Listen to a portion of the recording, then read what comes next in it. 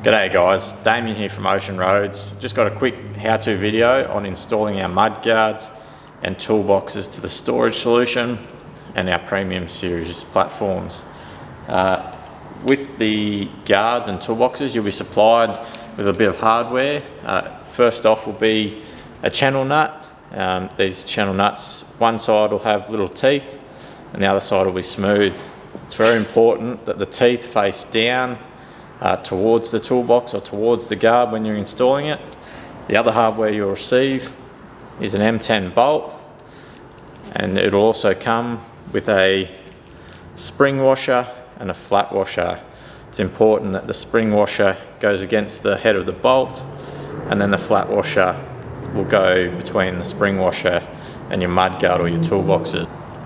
Just a quick close-up demonstration of how the channel nuts work. Obviously you can see in the end of the channel there's two little return edges that face 90 degrees back up to the top. That's where these little, if I can get in focus, the little teeth in your channel nut, that's why it's so important that they face down towards the top of your toolbox.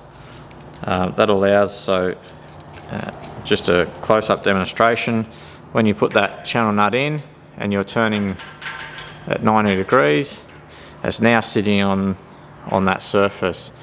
Once that washer, the surface of your toolbox then clamps between it, you're pulling those little teeth and it's biting into the aluminium, which then prevents the channel nut from sliding back and forth. So it's very important to ensure when you're installing it, do the 90 degrees and allow the weight of the toolbox or the guard just to come down. That way, if it isn't correctly engaged, it'll just keep popping out until you get it in there and correct. Get it 90 degrees and then let the weight of the toolbox or the guard on, and if it stays there then it's correctly positioned, and then you can tighten it up. Your guards and toolboxes may come already pre-assembled with the hardware in them, but if not, I'll just see if I can get in shot here. You want the bolt and your two washers will go on the underside, up through your guard or your toolbox through the base, and then on the top side with the teeth of the channel nut facing towards the guard or box. We just want to screw it on until the threads of the bolt are just flush at the top there. The reason we do this is to make it easier to install it up onto the bottom of our strut channel. Once you have your hardware installed, what we find is the easiest way to then install the guard or the toolboxes. Sometimes it might be easier to have a second person, especially with the toolboxes, because you will have the door of the box which will be in the way. But the easiest way we find is just to do one channel nut at a time. Push on the head of the bolt so that the channel nut is standing up tall, and then just rotate the bolt 90 degrees and it'll hook into the channel nut. It's important not to let go of the guard or the toolbox at this stage, because it is very easy for those channel nuts to jump back out. Just like that. Just put him up in the channel nut, turn him 90 degrees, and go around, do that with all four, and he'll sit in place. If you just let the weight of the guard or the toolbox down just a little bit, just so that there's pressure on that channel nut, it'll help stop it from jumping back out of the track.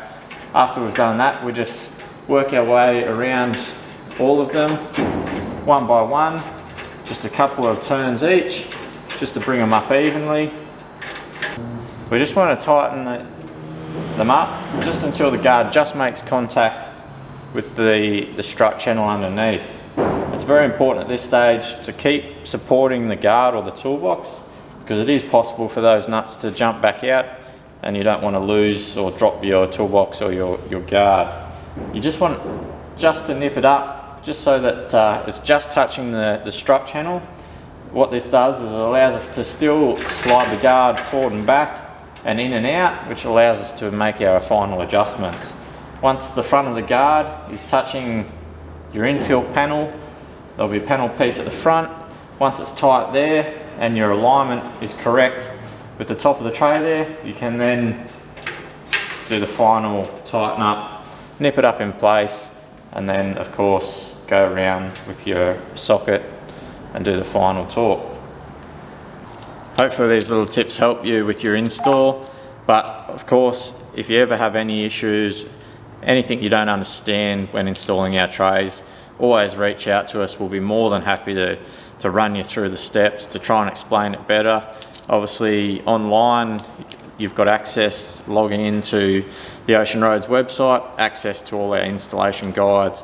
There'll be a few links to tips and tricks on there, so reach out. We're more than happy to run you through, explain it in more detail, and give you any tips and tricks that might help you speed up the process and make it easier to install your tray. Thanks guys.